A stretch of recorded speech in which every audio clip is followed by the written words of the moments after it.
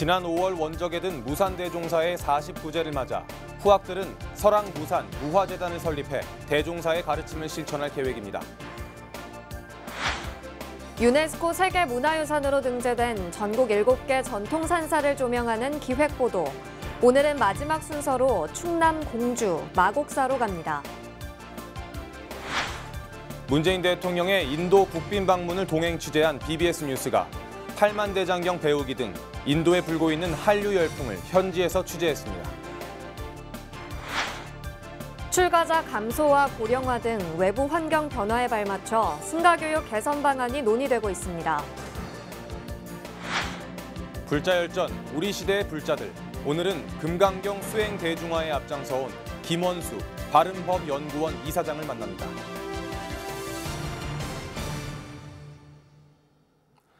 여러분 안녕하십니까? 7월 14일 토요일 BBS 뉴스입니다. 지난 5월 원적에 든 설악산 신흥사 조실이자 조계종립 기본선원 조실, 설악당 무산 대종사의 49제가 어제 신흥사 설법전에서 엄수됐습니다. 대종사의 49제에는 조계종 원로회의장 세민 스님 등 제방의 스님들과 4부대 중 1000여 명이 참석해 대종사를 추모했습니다. 신흥사는 설악 무산문화재단을 설립해 대종사의 가르침을 잇기로 했습니다. 신흥사에서 춘천 BBS 김충현 기자의 보도입니다. 여러분들이 생명을 걸고 찾고 있는 본래 민목도 이 흙덩이 하드 속에는 없습니다. 오늘의 고통, 중생의 아픔을 하두로 삼아야 됩니다. 중생이 없으면 부처도 깨달음도 없습니다. 치열한 정진으로 일관했던 선사로 한국 문학의 새로운 지평을 연 시인으로 세간과 출세간에 큰 울림을 주고 원적에 든 설악당 무산 대종사. 설악당 무산 대종사 49제가 봉행된 설악산 신흥사에는 전국 제방에서 온 스님들과 신도, 각계각층의 인사 등 1000여 명이 운집해 대종사를 추모했습니다. 원로회의 의장 세민 스님은 법어를 통해 생전 격외의 수행으로 선풍을 드날리고 세속과 늘 함께하며 누구에게나 본래 지닌 자비를 일깨워주던 대종사를 기렸습니다. 두두물물해서 청경 만론을 읽어내고 이 세상에서 가장 제일 기쁘고 즐거운 날을 죽는 날이라고 경매로 본분을 밝히던 주인공은 어디로 가셨고 성전 일구로 고불 미생기전을 노래하던 운수는 어디에 있습니까? 문중 대표인 신흥사 주지 우송스님과 문도 대표인 낙산사 회주 마근스님 등 제자들은 대종사의 가르침을 깊이 새겨 정진하겠다고 다짐했습니다. 무엇보다 생전에 대종사가 몸소 보여준 치열한 수행과 정진, 포교와 복지, 인재불사 등에 더욱 정진해 스님의 뜻을 잇겠다고 밝혔습니다.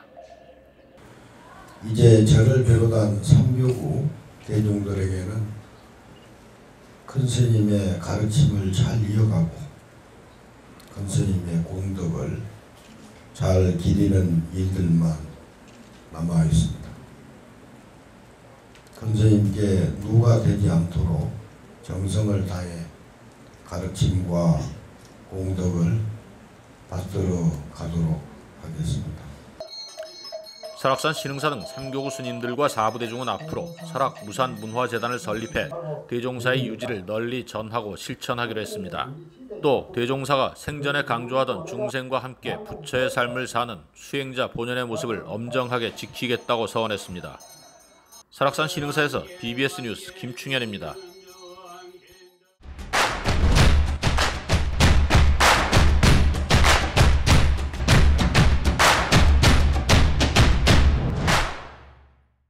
유네스코 세계문화유산으로 등재된 전국 7개 전통산사를 조명하는 기획보도.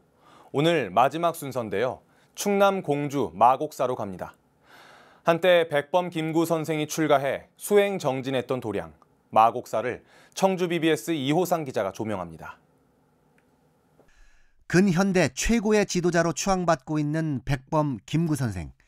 1896년 그는 명성황후를 시해한 것에 분노해 일본군 장교를 살해합니다. 인천 형무소에서 옥살이를 하다 탈옥한 그는 원종이라는 법명으로 마곡사로 출가해 은거하며 수행 정진합니다.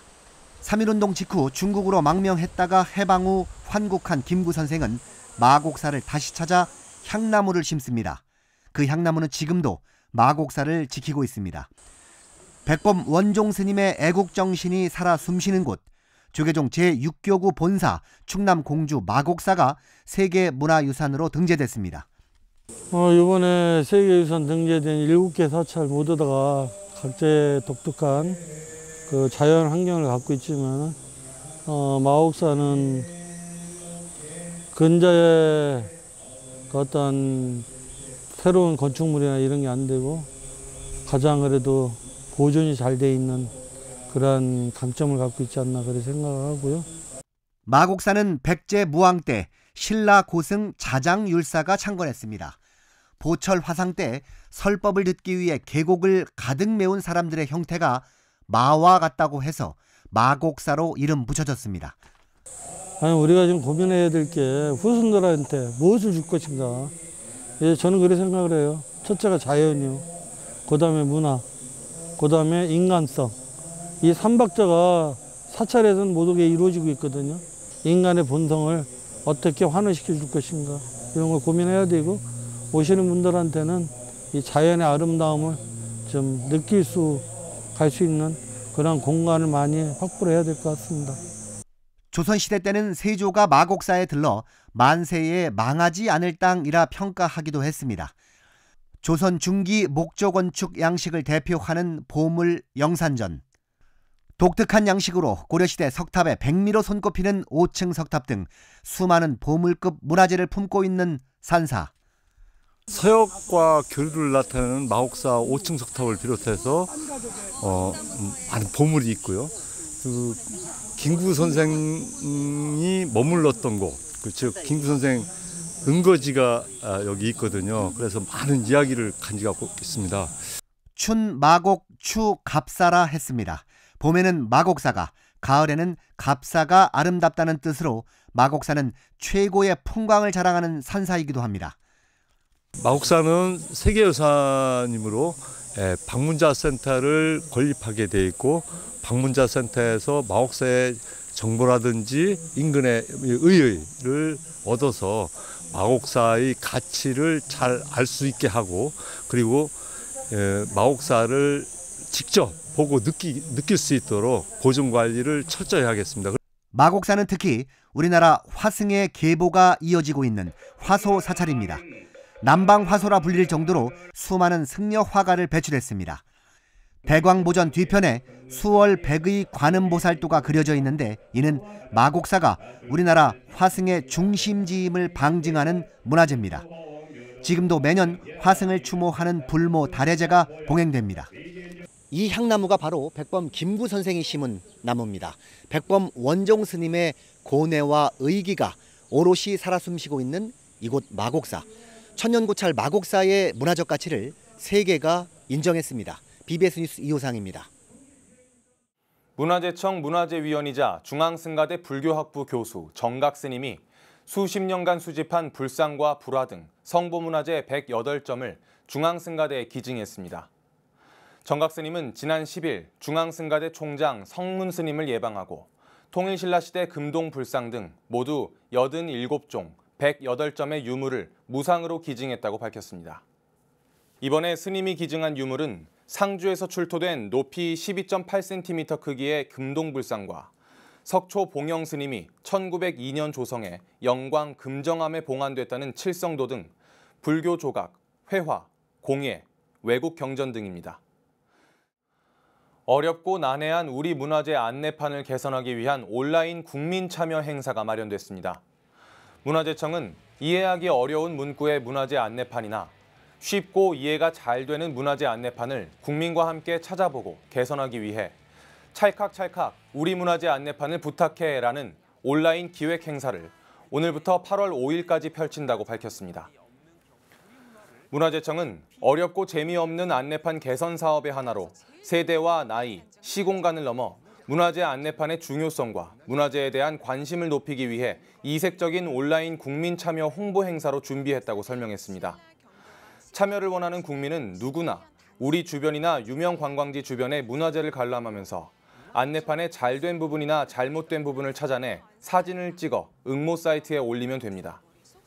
문화재청은 개선이 필요한 문화재 안내판을 찾을 때는 어려운 단어나 문장이 있거나 오탈자, 역사적 오류나 번역 오류가 있는 안내판 등을 중점적으로 찾아 응모하면 된다고 강조했습니다.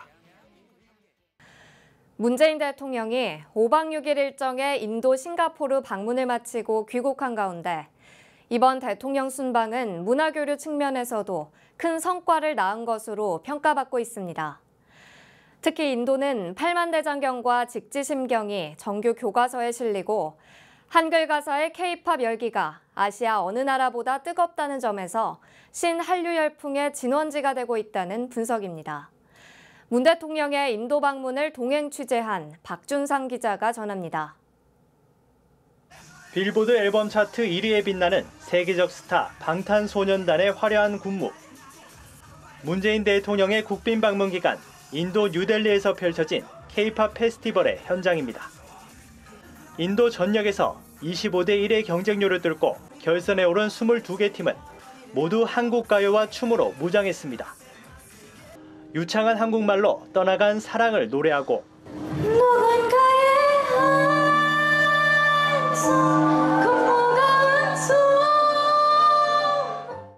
청소년들은 짧은 치마를 입고 대한민국 여자 아이돌 그룹의 표정과 안무를 따라합니다. 참가자들은 대부분 유튜브나 SNS를 통해 K-팝을 접하고 가수의 꿈을 키웠다고 말합니다. We are a bit because it's like been 2 years since we are trying this. So we are right now. So we are looking forward to the culture there and we have to see the styles over there. We have to see the people.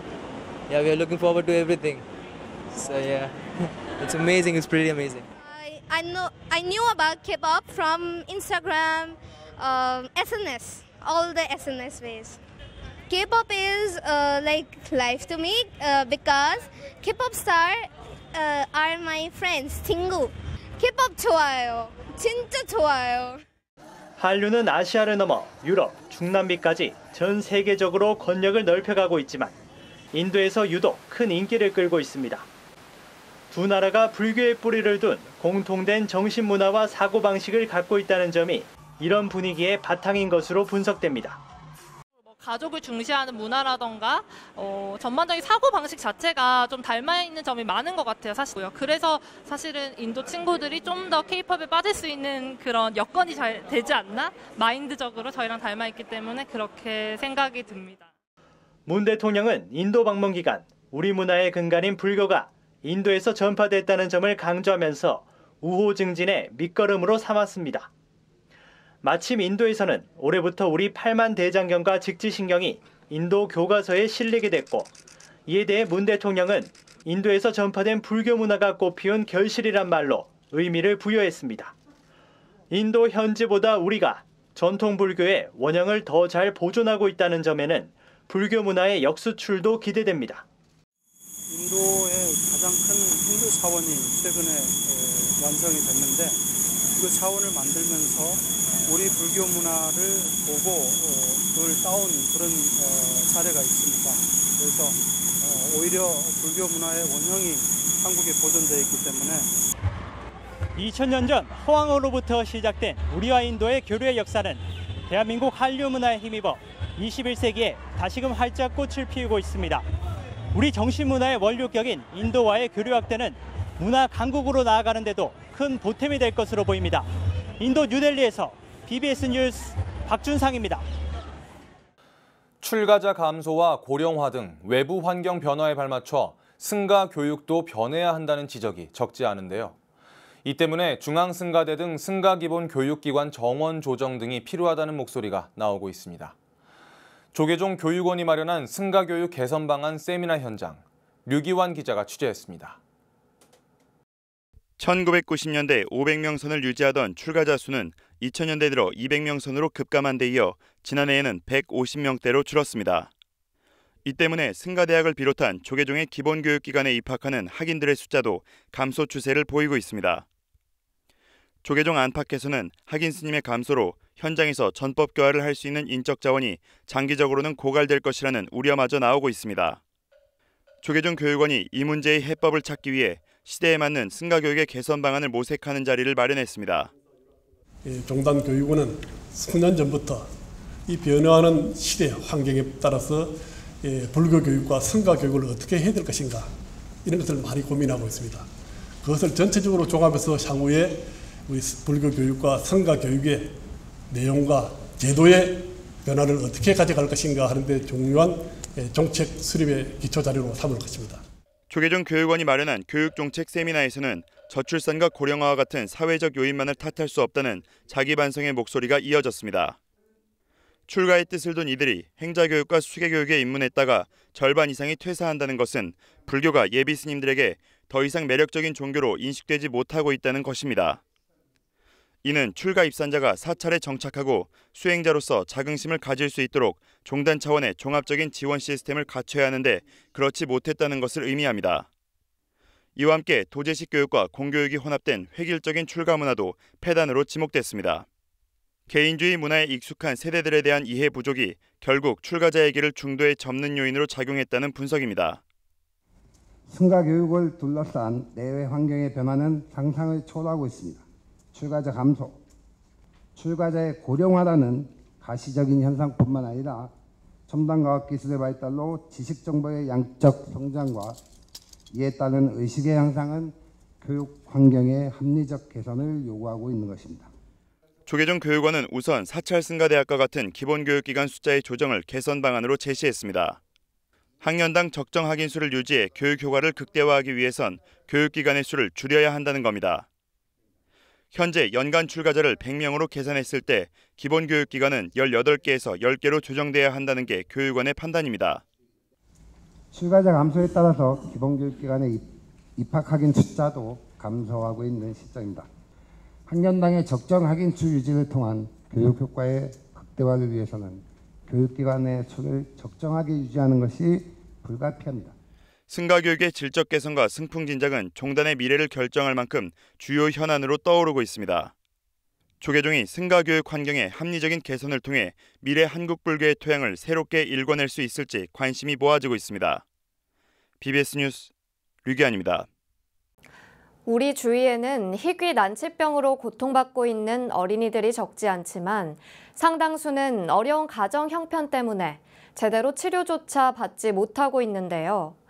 불교계가 난치병 어린이와 청소년들을 돕기 위해 치료비를 지원하는 자비 나눔을 실천하는 데 앞장서고 있습니다. 정영석 기자입니다. 우리 사회의 그늘진 곳이나 도움의 손길이 필요한 곳을 찾아 보살행을 몸소 실천하고 있는 재가 모임 마음치유학교 봉사단. 이번엔 희귀 난치병 어린이들을 위해 작은 정성을 모았습니다. 단오늘이 서울노인복지센터에서 매주 한 차례 배식 봉사를 할 때마다 3만 원의 치료비를 기부한 것입니다. 이번 기회에 이렇게 그런 좋은 일에 참여하게 돼서 정말 행복합니다. 그리고 앞으로도 계속 이렇게 작은 힘이나마 이렇게 좀 사회에 어려운데 좀 보탬이 되게 살고 싶습니다. 마음치유학교 봉사단이 꾸준히 봉사활동을 통해 모은 금액은 총 400만 원. 국내외 난치병 어린이 돕기에 앞장서고 있는 조계종 사회복지재단에 전달됐습니다. 정말 이렇게 일을 하시면서 여러 가지 그러한 원이 있으셨을 수 있어요. 집에 또 아프시다거나 아니면은 내가 좀 더 건강해지거나 뭐 이런 것들이 봉사를 통해서 여러분들의 원이 다 성취되기를 바라겠습니다. 사회복지재단은 마음치유학교의 지원금까지 합쳐 올해 모두 1억 5,500만 원의 치료비가 모아졌다고 밝혔습니다. 국내 17명, 라오스의 6명 등 모두 23명의 국내외 난치병 어린이들이 한 줄기 희망의 빛을 볼 수 있게 됐습니다. 특히 올해는 역대로 가장 많은 치료비 지원금이 모였고 불교계 유일의 공익방송 BBS 불교방송의 도움이 컸습니다. 불교방송가는 이제 매년 공동 주간 캠페인을 진행하고 있고요. 이번에 그 거룩한 만남 1400회 특집으로 이번에 저희 재단에서 추천한 아동 9케이스가 좀 특별히 더 소개가 많이 됐습니다. 그래서 더 많은 치료비를 이제 8천만 원 상당의 치료비를 이번에 특별히 지원을 해주셨고요. 그것까지 함께 해가지고 더 많은 아동에게 큰 금액을 지원할 수 있게 되었습니다. 올해로 18회째 맞은 조계종 사회복지재단의 국내외 난치병 어린이 돕기 사업으로 지금까지 400여 명의 아이들이 혜택을 받았습니다. 불교계의 자비 나눔 정신이 생명의 소중함을 일깨우고 우리 사회를 맑고 향기롭게 하는 데 큰 역할을 해주고 있습니다. BBS 뉴스 정효석입니다.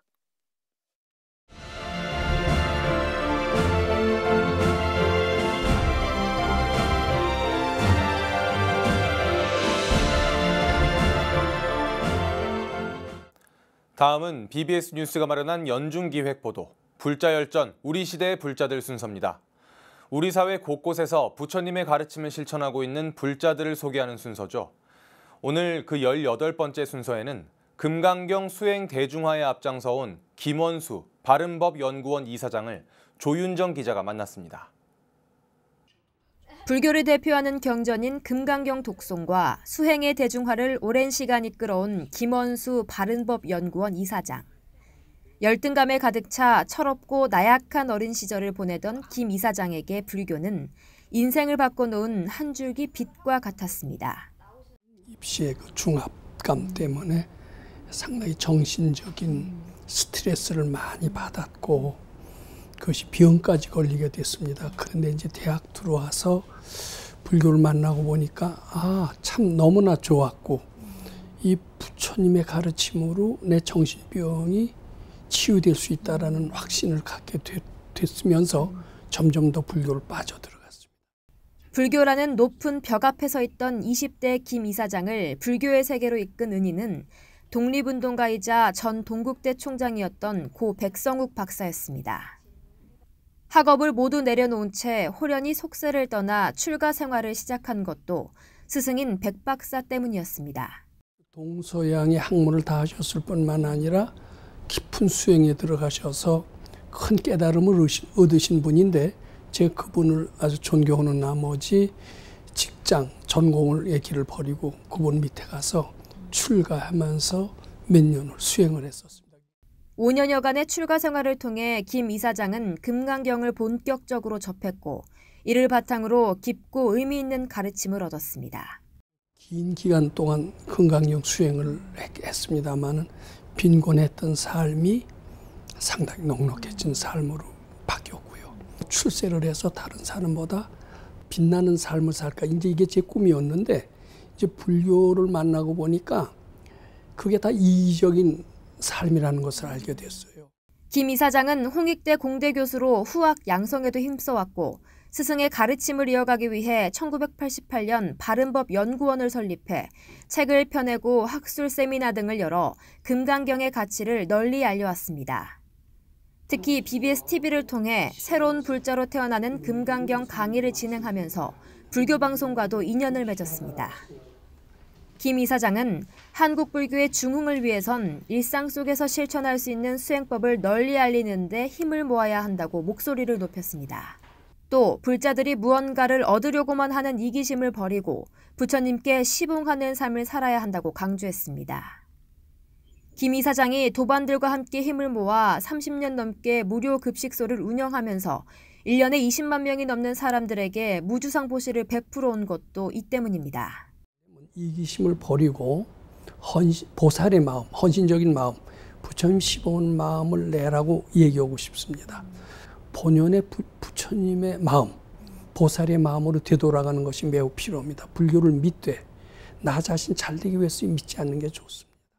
김원수 이사장은 우리나라를 대표하는 금강경 교육기관을 설립하겠다는 목표를 세우고 남은 인생도 부처님을 위해 살아가겠다고 다짐합니다. 인재가 나오고 영재가 나오는 또 CEO가 나오는 교육이 가능합니다. 제 꿈이 있다면 금강경 그 가르침을 바탕으로 해서 인재가 나오는 교육기관을 만드는 즉 금강경 연수원을 만드는 것이 꿈입니다. BBS 뉴스 조윤정입니다. 이어서 꼭 짚어봐야 될 뉴스들을 모아봤습니다. 오늘의 알찬 뉴스입니다. 불화를 통해 우리 불교 문화의 정수를 만나볼 수 있는 전시회가 영축총림 통도사에서 열립니다. 영축총림 통도사는 오는 28일부터 다음 달 12일까지 박물관 2층 기획전시실에서 제12회 통도사 성보박물관 불화반 작품 전시회를 엽니다. 명원문화재단이 다음 달 1일부터 5일까지 강남 코엑스에서 열리는 2018 명원 세계차 박람회에서 남북 평화를 기원하는 한민족 평화달해를 선보입니다. 명원문화재단은 다음 달 3일 남한의 차를 백두산물로 우려내는 등 남북 간 협력과 화해를 발언하는 달의 시연을 펼칠 예정입니다. 사이버 외교사절단 반크가 내년 3.1운동 100주년을 맞아 우리나라의 독립운동가를 알리는 영문 사이트를 오픈했습니다. 사이트는 세계 속에 알려지지 않은 영웅, 한국의 독립운동가와 독립운동가의 심장 독도, 멀티미디어 자료실 등 모두 6부분으로 구성됐습니다. 덥고 습기가 많은 인도에서는요, 아주 오래전부터 격렬한 운동 대신에 몸의 움직임을 세세히 관찰하고 이를 통해 마음까지 제어하는 요가가 발달했습니다. 선의 초조인 달마대사는 참선을 하는 틈틈이 정신과 함께 육체를 단련하기 위해 소림사 권법을 창시했습니다. 인도의 요가, 중국의 소림사 권법에서 보듯이 몸과 마음은 동전의 양면처럼 아주 밀접하게 연관돼 있습니다. 요즘 주 52시간 근무제가 사회적 화두로 떠올랐는데요. 일과 여가 또한 이 몸과 마음처럼 어느 한쪽에 치우치지 않은 조화가 필요해 보입니다.